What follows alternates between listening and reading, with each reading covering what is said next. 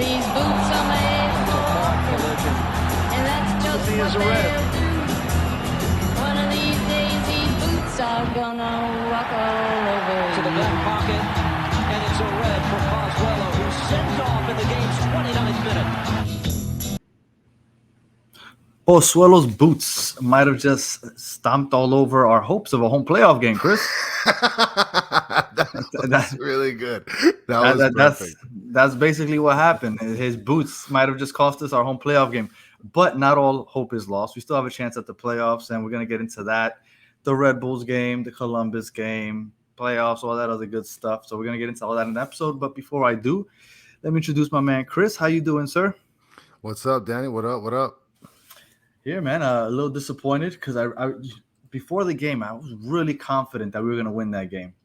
Even the first 30 minutes, like I just thought that game was going to be had the way the Red Bulls had been playing, the way we had been playing. It just felt like I was ready to start talking shit on Twitter, honestly. To everybody that kept telling me that like fourth place is stupid to even talk about, I was ready. Like I had everything ready. I was ready to go at people once we beat the Red Bulls and fourth place became like a real possibility. And I had to just swallow it, because there's nothing I can do about it now. And I'm about it, Papi. So, I mean, I'm with you. I'm with you on that. But you know what? It's funny because the same boots that might get us in the playoffs are the boots that'll probably not get us in the playoffs, which is bittersweet. So, But yeah, I mean, we got a good series of games coming up. A lot of big crucial games this week. But before getting into those items, I think the one thing that we have to start covering for sure is last week's game. That was just a rough pill to swallow for sure. Well, before we get into the game, I wanted to get into the starting 11 because when the rosters or the starting 11 came out, we don't really look at the formations anymore because we know that they just lie on social media. I don't know why they just do. So we just look at the players. And when I saw that Lassiter and Vasilev were starting over Robert Taylor and Bryce Duke, it really didn't make much sense to me. I felt like Bryce Duke and Robert Taylor, like I feel like they've earned their first of all, they've earned their minutes. Yeah. And second of all, they're like, if you ask me who the best players on the team are, I'd say the top 5 or 6. Almost everybody's going to name Robert Taylor and Bryce Duke. Well, Vasilev isn't landing in those top 5 or 6. Maybe Lassiter, but for sure Vasilev isn't. I'm not sure why he started over Bryce Duke and Robert Taylor. I mean, the only thing I can think of is bringing in Robert Taylor, in for sort of like a jolt in the game. But Vasilev has been doing that same thing off the bench. I think out of both of those players, I think Taylor definitely deserves a start. I think, now that we got Pozuelo, it's easy to say, hey, let's not start Bryce Duke. But Bryce Duke is so good that since Pozuelo's been in there, Neville's been putting him in at a wing, and Bryce Duke doesn't play the wing. Yeah, he controls the midfield, but Neville's like, I got to get my best players on the field, so he finds places to put them. So I kind of understand if he doesn't want to put him out on the wing to start Lassiter or Vasilev, but man, Robert Taylor should always be on the field. Well, I feel like maybe one of the issues here is that, and I've always noticed this, that Bryce Duke, when he starts and has a pretty good game usually when he starts. When he comes off the bench, it's very wishy-washy with him. Not to say that he's a bad player because of it, but I think that he's one of those players that needs to sort of warm up into the game itself. It was questionable, the starting 11 for sure. I don't know as far as like the setup is concerned, but the starting 11 itself, was really, really questionable. I wouldn't have gone with that for sure. Well, but I mean, that's what I was thinking to myself. But once the game started, like the way I felt like Inter Miami was dominating that game. I felt like we had an abundance of chances, and it felt like the Red Bulls came out, and we were talking about it last episode. We had no idea as to why they were so low as far as passing statistics, because it seemed like they don't pass. And I understand now. All they do is just press. They just rush. Press. wait to get the turnover, and they don't pass it back. They're just going, all right, we got the turnover, let's go score. And it's wild, like the energy and the stamina that these guys have.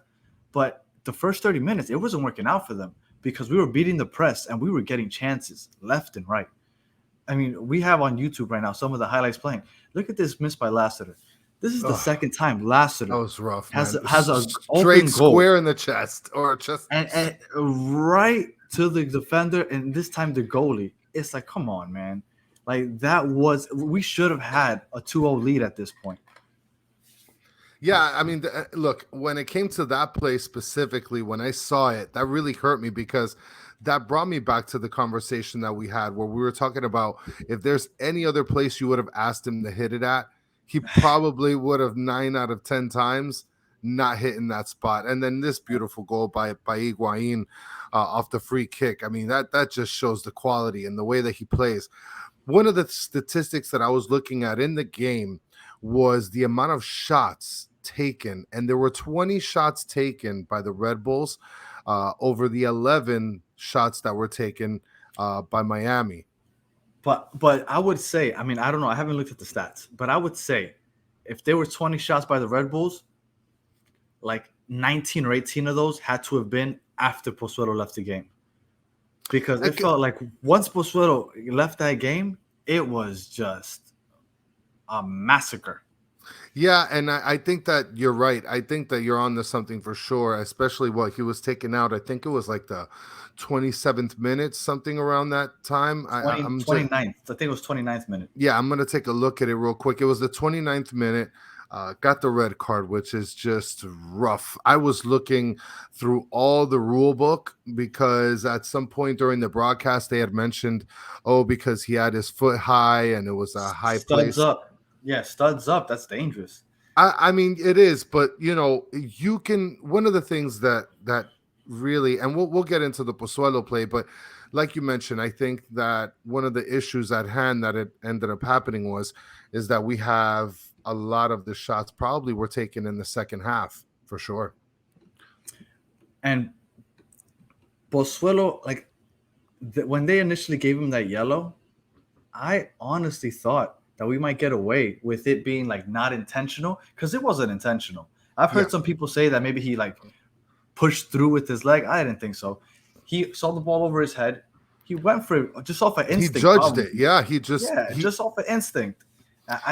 I was okay. I mean, obviously, I'm okay with it because he's on into Miami. But of course, when it was a yellow card, I was like, we got away with it. It was a stupid play, but it wasn't intentional. It was no malice behind it. So I thought that we might, scave away with the yellow. When they went to VAR, I was like, oh man, this really sucks. I'm gonna give you two perspectives here. One as a homer's perspective, and knowing a little bit about Pozuelo and seeing that he's a pretty humble guy. He doesn't really stir up problems. He doesn't beef on the field. He doesn't beef with his teammates. When I see him doing that play, as a person, of course, as a fan of Inter Miami, I look at that play and I think to myself, there was no harm in that play at all. It was just a mistake. But even looking at it from the outside, not as a supporter of the team, I still would look at that play, not knowing anything, just from the outside. I look at that play and I think to myself, this was a truly an innocent play. He literally was following the ball from one side to the other, and you can legitimately tell that at the last second he sees the impact. He even approached the defender and he's like, hey man, everything okay? Whatever the case is. And for the ref to not take that into consideration, I mean, but the letter of the law is if you studs up that high above, I think it's like your calf or your shin. If you throw your leg up that high and you make contact with somebody, I mean, it's a red. I mean, he hit him square in the heart. Like it was like it was rough. It was rough. Like the one thing that I could tell you where I could see that this is something that is in the rule book or whatever, a known rule, is when I was watching the press conference with Phil Neville. He really, in the beginning of the press conference, he didn't throw too much shade towards the ref. He just looked at it and said, hey, look, I get it. I get why they called it. Do I agree with it? I mean, the call's the call. You could tell that he really was walking on eggshells, but at the same time, he kind of recognized, like, there's really nothing that I can complain about. And this ref No. was throwing cards all over the place. This guy Oh was my God, those Gambit from fouls. Marvel. Yeah. You know, he was just That should have been literally. the meme that I made. I should have made that meme. Gambit throwing cards. That Yes, was a that good. would have been perfect. Yes, but But I mean, yeah, he was no. all over the place with that. Mota had a really soft yellow. Then this kid Duncan that got ejected eventually that got Yeah. the red for Inter Miami. The first yellow he got, I don't even think he made, like, he had to have made contact somewhat with Mota because Mota's shoe came off. But Yeah. man, for that to be a yellow, that was wild. I was like, this game is gonna get out of hand, and I don't mean in like an aggressive way. I feel like this guy is really making his presence felt because he was calling everything at one point. He was, and I saw that play, and I thought to myself, he stopped the play. And usually they call yellow cards for people that are like stopping the play, like in an offensive manner, not offense in the state of offense. But I'm saying like he stopped the play and he fouled him, and he just like took his shoe off or whatever. You know, I mean, could it have not been called? I get it, but I mean, he was just all over the place with the cards. It's like you said, you know, when it comes to refs, sometimes the scary thing is the ref wants to play a bigger part in it, and I don't agree with that. Well, I like when a game goes by and the ref is barely noticeable. This time he was definitely Yes. noticeable. Yes. But I mean, there's nothing we could do about that. It is what it is. And we went on. And then at that point, we were still winning 1-0. And all I was thinking is, I'm going to be really happy if we manage to get out of here with a draw. That's honestly what I was thinking at that point. Because the way that these guys were pressing, because they were pressing for the first 30 minutes, but we were still dominating because we were beating that press. But when you start pressing a 10-man team, when you have 11 defenders, Yes. it's completely different. And it showed because they were on our ass, and it was frustrating to watch because we couldn't get out of our own end.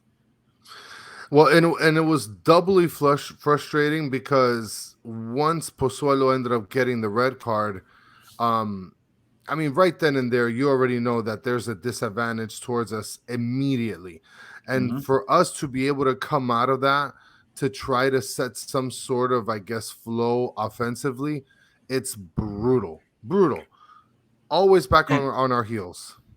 And it felt like I thought we were going to get to half with the 1-0 lead. And then Damian Lowe fell completely asleep when marking Lewis Morgan going across. He caught a beautiful, I think it was a backheel pass.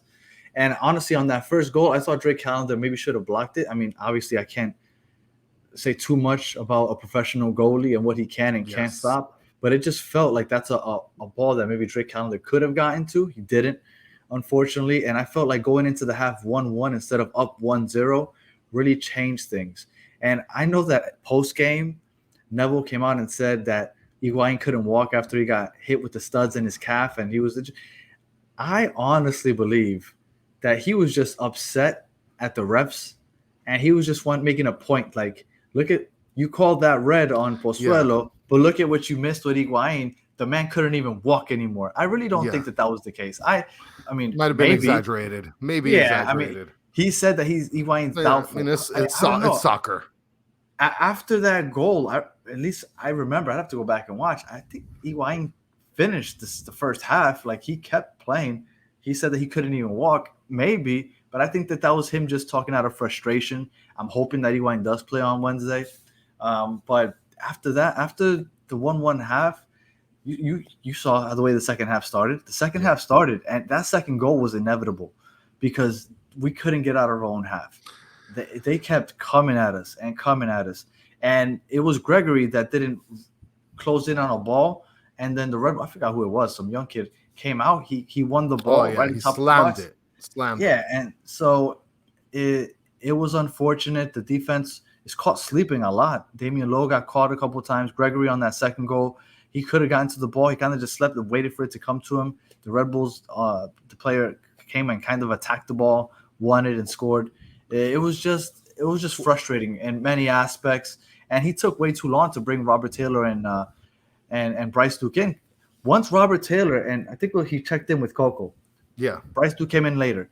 But once Robert Taylor and Coco came onto the game, we came alive a little more because we had people that could actually control the ball. They can make plays in the midfield. And I felt like that changed. And I think maybe we took too long to get to that.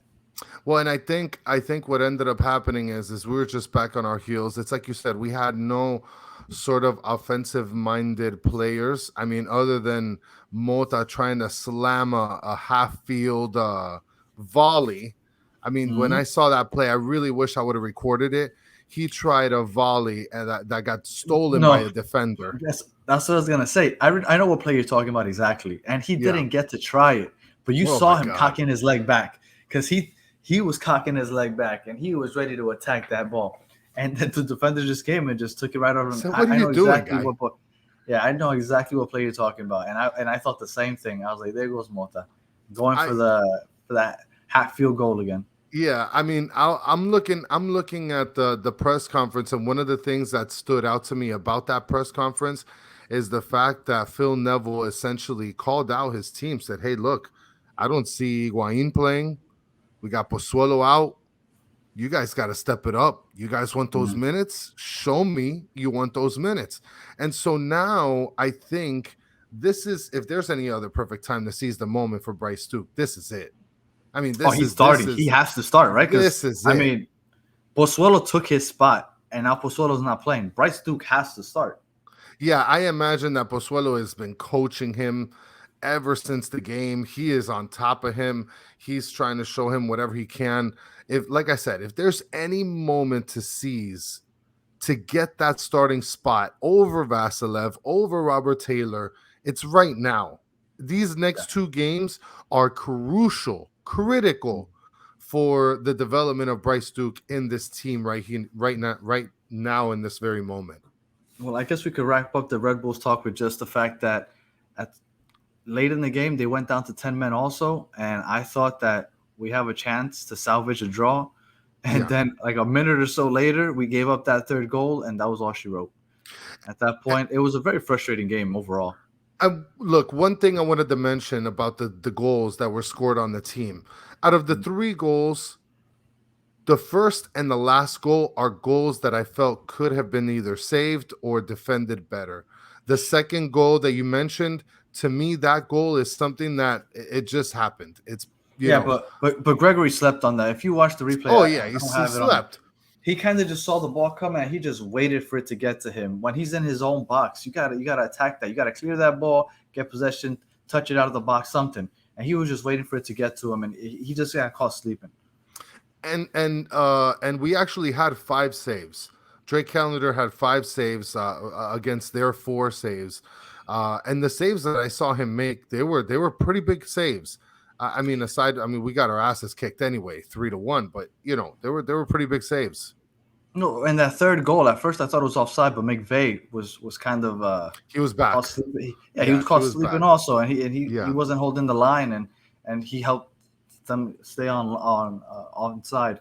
Now, Well, before we get into the next topic, I got a question mhm, for you.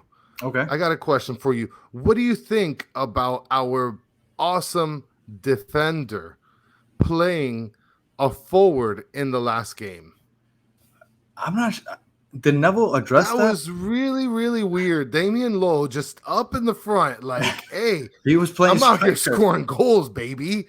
But you know what? It's crazy the skill levels that these offensive players have, Yeah, because he was in perfect position, and I'll he give him was. that, because part of being a striker is putting yourself in those positions to receive those balls. Yeah. And he received that ball. What was it? Was it from Bryce Duke? Yeah, Somebody yeah, I let believe him. so. Somebody let him perfectly.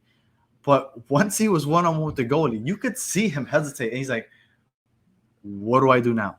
Because it was just, and I'm not sure. Like, I was it a chip? Did he try a chip? I'm not sure what he tried, but the No, it goalie looked. came and just kicked it away. It was rough, man. I don't know what he was doing up there.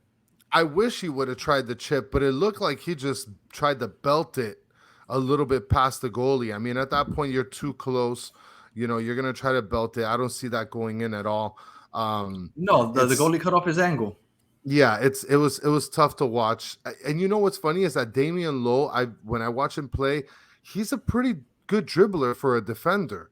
So I can kind of see why they decided to throw him up there. I imagine that they did it to just have some. Again, but again, I don't know if that was even by design. No, Like, it did he just wasn't. It randomly wasn't even mentioned did he, either. did he just make that run? Like he's like, you know what? I have an opportunity here to make this run. Let me go make the run and see if like I have no idea how he ended up there. And I'm surprised Neville didn't get asked about that. But it was interesting, that's for sure. It was interesting. Yeah, All right, we so we we gotta at least start a hashtag like Damian Lowe, my number 9, or something like that. well, we'll get into the number 9 talk in a second. So Yeah, let's get into the standings. All right. So we managed to stay in sixth place because of some luck that we got, right? Cincinnati and yeah, Columbus yeah. drew. New England lost. Unfortunately, Orlando won, but they're already ahead of us. But now they're ahead of us a little further. And then, as you can see, we are now 8 points behind the Red Bulls, which makes it very difficult. I can't imagine. I mean, I know the Red Bulls have a tough schedule coming up. I think they play Philly, they play NYCFC, Yeah.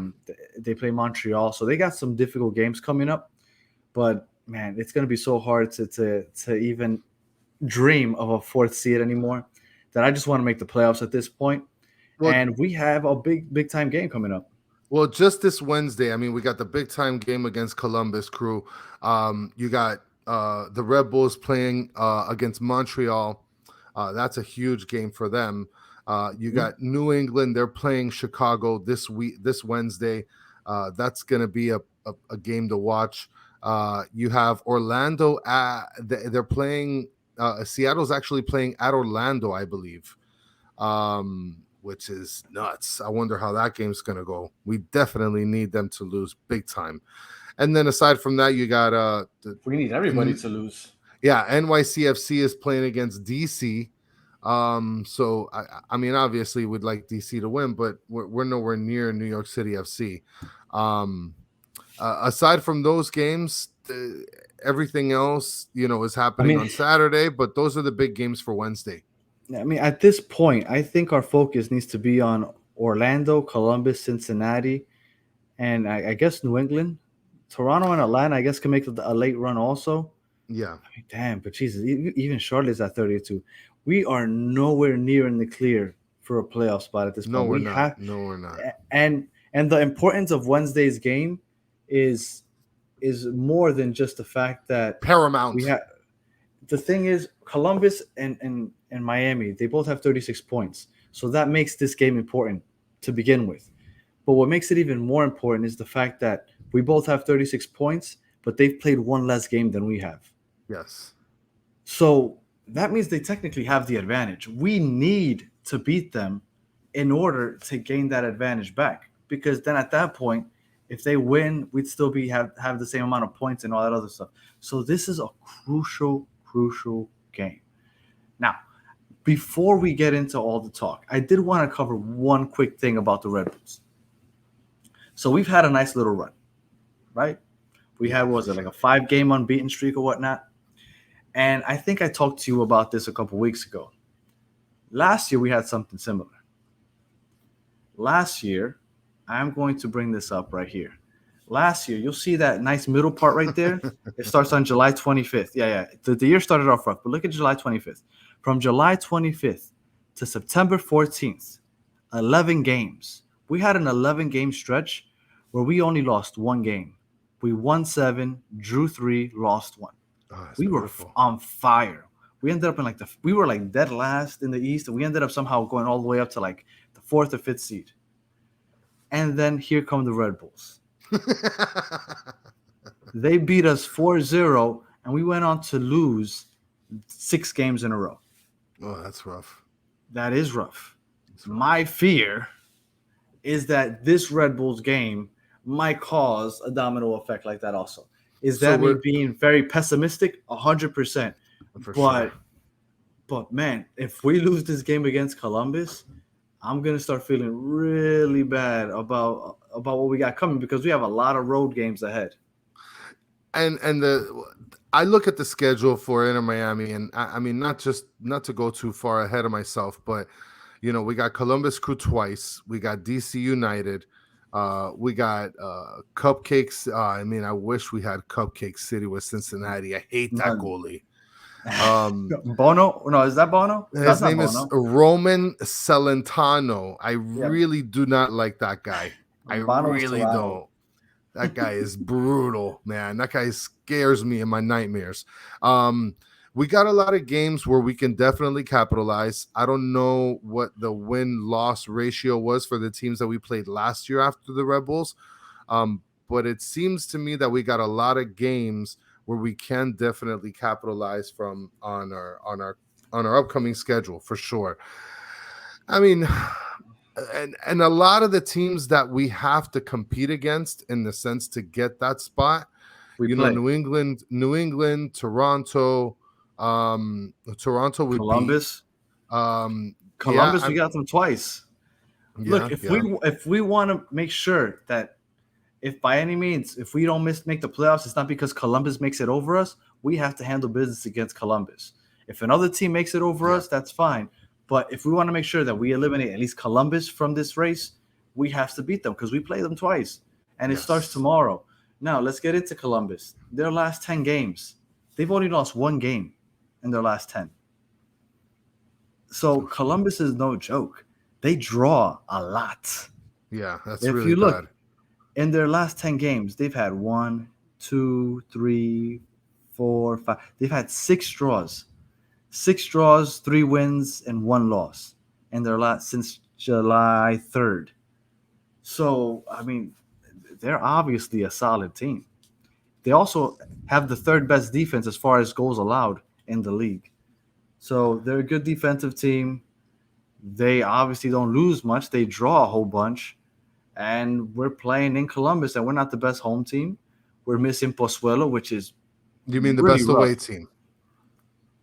Are they the best away team? Oh, No, no, that we're not the best home oh team. yeah, We're not the best away team for sure. correct. Yeah, correct. Yeah, we're not the best road team.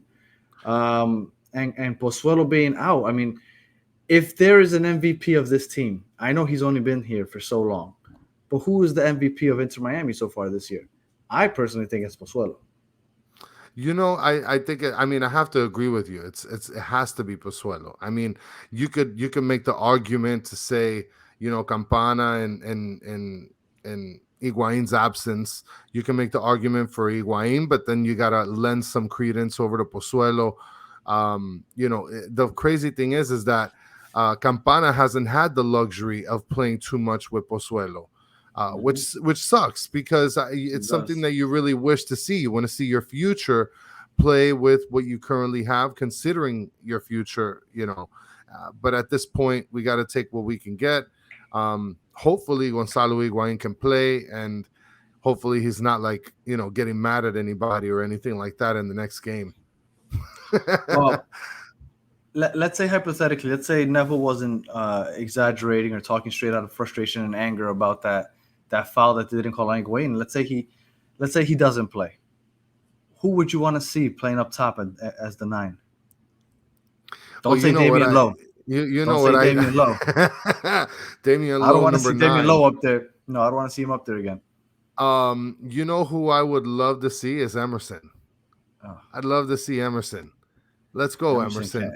Let's get No. these goals, baby. Let's get a hat trick. Let's get a hat trick. Come on, parce.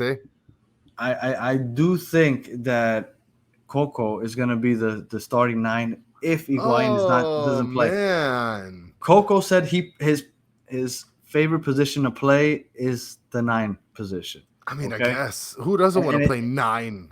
No, but not everybody's good at it. He feels like that's where he would best be used. So it's his chance, like you said. It's certain players have to step up. This is his chance. He can show right off the bat. Right, here's your first start at 9. Campana's out, Higuain's out. I never thought that you would be starting at the 9, but here you go. Here's your opportunity. It's his chance. This is literally one of the first times that he's ever played more than 3 minutes. He played like 8 minutes. I mean, No, I'm exaggerating. Yeah. I'm exaggerating, but this is literally probably the best introduction we've had for Coco. And look, I'm not gonna lie to you. When I was watching him, I said, "Hey, he's not bad." I mean, maybe a lot of the hype was surrounding Pozuelo when it came to our off-season transactions. Look, I'd like to see him have a good run at it for the next 2 games, but I also want to see he played more than 30 minutes. Yeah, all right, whatever. I want to see Emerson play. Okay. I don't know about this Coco guy. I don't know too much about him. I don't know where he's at, what he's doing. Give me some Emerson. Okay. Let's get some I, Emerson out here. if I had to guess, I would assume that he's gonna go with five in the back, or three or five, however you want to look at Oh, it, in the that's back. scary, dude. He's gonna go. He's gonna go McVay, Saylor, and Lowe in the back. He's gonna have Robert Taylor and Yedlin playing the wings, and then he's gonna have Gregory and Mota, right? It's the holding midfielders. So I feel like he's gonna go with those five, and then these two defending the back line. So that's what, 7, 8. So we're missing those three. So we got, who do we have up top? We have Coco, we have Bryce Duke, who has to play. Yeah. So we're missing one spot. You think Emerson gets that other? I think it's going to be Lassiter. I mean, yeah, I would imagine it's Lassiter. Yeah, Lassiter's always going to get the start over Emerson. And especially in this game, he's probably going to want to hold Emerson for the second half. I think Emerson will come in late. Yeah. Again, I hope that Higuain's healthy, because if Higuain's healthy, things are completely different. Yeah. But if he's not, then we're looking at an uphill battle. So we're playing one of the best defensive teams. We're missing Pozuelo, our best player, Higuain, our best scorer. I mean, and we're playing on the road, short week. How are we feeling, Chris? What do you think? What do you think the outcome here is going to be? Well, I mean, when it comes to the outcome between, Miami and Columbus, it's like you said, they're not scoring many goals against Columbus.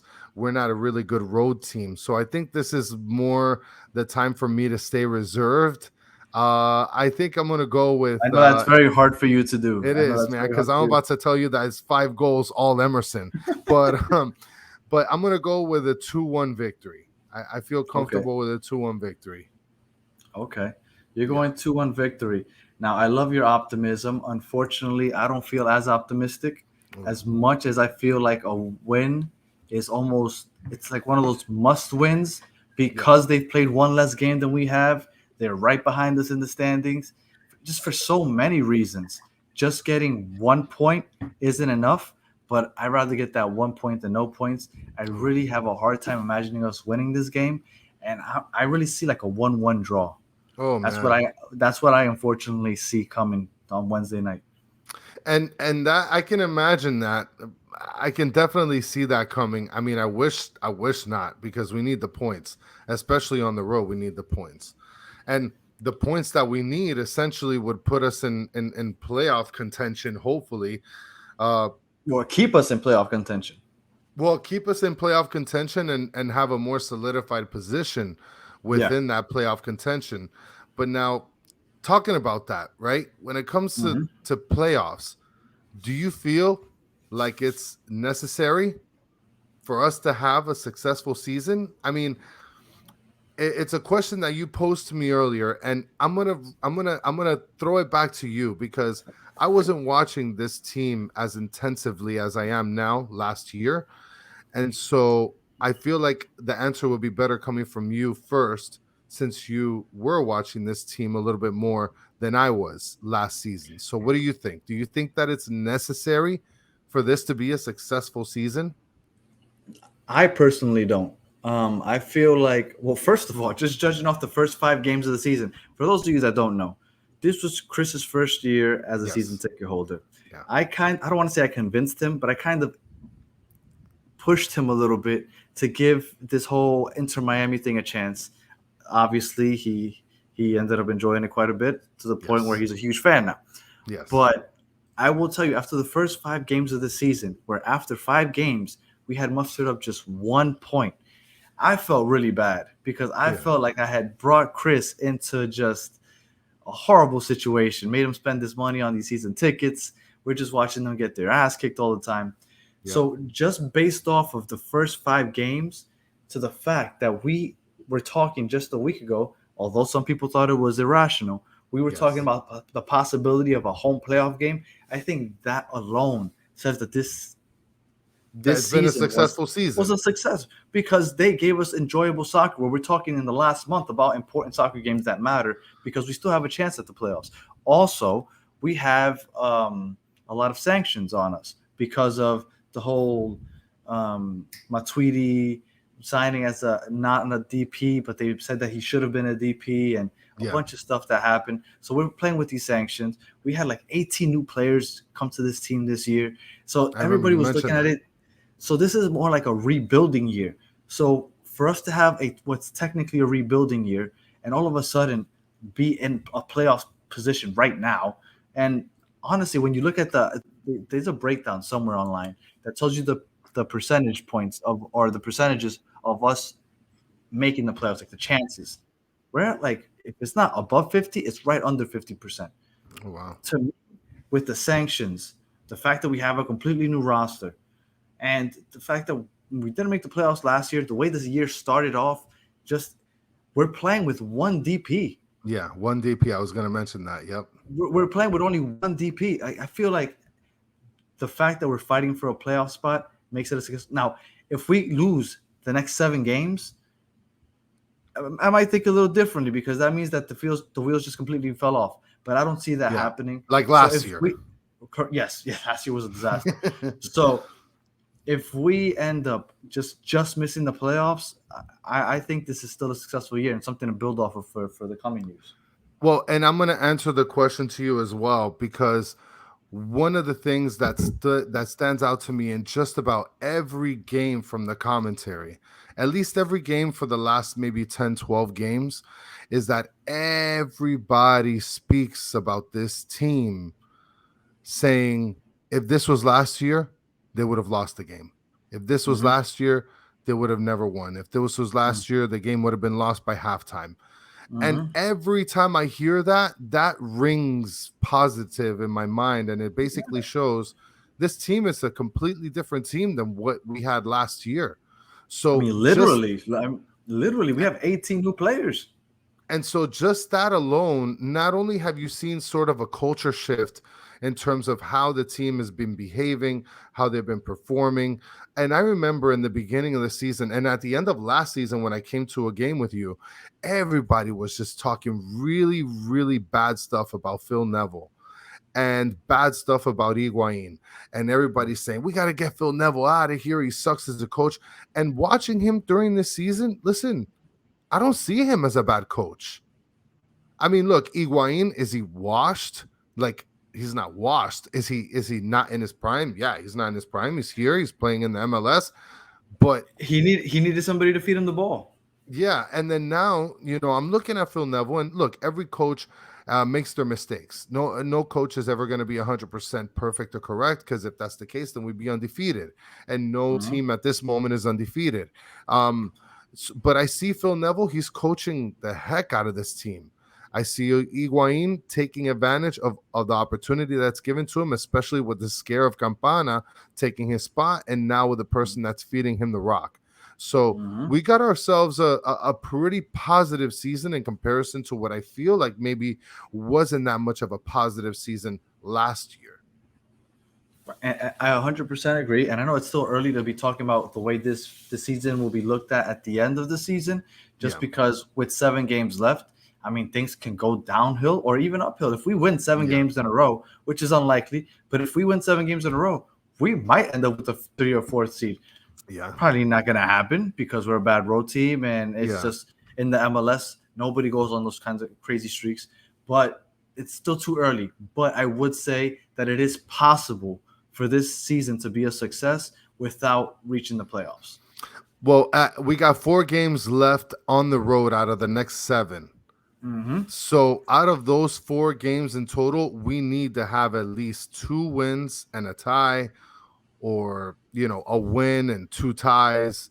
We need some points out of these 4 road games. The home games, it's like what we talked about in the last podcast. There's a secret sauce here in Drive Pink Stadium. But when it comes to playing on the road, we really need to steal a couple wins, if not a win and a couple ties, just to stay competitive in the race. Well, let's see. What are the 4 road? Let's go over the schedule then, real quickly. We'll So we wrap up this got episode with the schedule. So we already went over Columbus Crew. We got Chicago Fire, who we play on the 10th, and that is another road game. But we're gonna have 11 days to rest. That's a game that I feel we're gonna win. We got Columbus Crew at home. That'll be 3 days later, I'm and telling then you, whenever we have a home game, I feel like that's a win. So let's say yeah, that's a win. Okay, so we have so you predicted a win tomorrow night. So you're gonna predict seven. We're gonna win seven in a row. Isn't that what you would predict? no, I feel like we're gonna lose against Toronto, and Okay. I feel like we might lose against Orlando. No, I Don't feel you like we might dare. tie. Don't No, you no, dare. no. And you Don't know you what? dare. You know what? Don't No, ever say that again. I'm sorry. I meant Montreal. I meant Montreal. Orlando, I feel like we're gonna beat them for sure because we We're need gonna beat payback. their ass. We're gonna Yeah. beat their ass. But DC United, I feel like we're gonna stomp on them, even if we're playing away. Toronto, we're playing away as well. That's kind of scary. I feel like we could take a loss there. Inter Miami, Yeah. we're gonna be playing. We're gonna be playing against Orlando at home. That's a weekday that they changed. I feel like we could win that, and then the Montreal game, which is the last game of the season. Montreal. I mean, what are they? They're in first place, no, or second place? They're in second place under Second. Philly. Yep. Uh, Second y- place. yeah, and they've scored 49 goals so far this season. They've actually allowed 41. It's pretty high in Well, look, comparison to the rest of the teams. with the 7 games left, we three of those are at home. And Yeah, again, I think we're always gonna win at home. That's just the way I feel. If you feel differently, that's you. But I just feel like we're gonna win at every game at home. So I count those as 3 wins. The only losses I see that are a possibility on the road, I think we could win Chicago, especially with the 11-day rest yeah, before. We're gonna be nice and fresh. I yeah. think that Columbus game tomorrow and that Toronto game September 30th are the 2 games that I'm fearful that we could lose. But I It's a think possibility. we'll beat DC United. I think we could beat them. They're the worst team in the league by far. Yes, yeah, for And then sure. The Chicago Fire, I also think we could beat them. So I feel like we should, out of the last 7 games, we should have 5 wins. At Now, least how long? 4-1-2. 4-1-2. Does that get us into the playoffs? Well, 4 wins would give us what, 12 more 12 points. We're at points plus the 36, one 48. tie. If history serves correctly, if you have more than 45, 46 points, you should be in the playoffs, more or Yeah, less. yeah. Okay, so in the history, right, like that's more or less what it tells us. If you're in the high 40s, you're probably making the playoffs as one of the lower seeds or mid seed. So if we can do what we just said and go 4-1-2, like you said, we should make the playoffs. Well, it's a scary sight to see the standings because we got Cincy. They got 1 point. They're 1 point behind us. We got New England 2 points behind us. We got Toronto and Atlanta 3 points behind us. I mean, you even got what is this? You even got Charlotte with 4 points behind us. So there's a lot of teams that are kind of waiting for our downfall as well. So, I mean, only Yeah, time will tell. Only time will but the tell. good thing is that the teams that are behind us, we're playing most of them. If we beat Columbus twice, which I'm not saying is going to happen, but we control that. If we beat them, Yes. we're putting distance between us and them. Chicago, if we beat them, we're putting distance between us and them. Yes. Toronto, same thing. Orlando, we have a chance to catch up to them if we were to beat Yeah. them. Mhm. So we control our own destiny in a way. So I feel good. I think we can make the playoffs. Obviously, Pozuelo's boots kind of stepped over the confidence that I had, but I still think that Yeah. there's hope.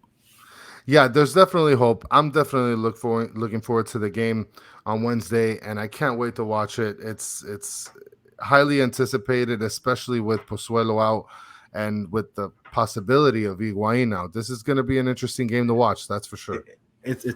In my opinion, I don't like when people say must win, especially when there's so much left in the season.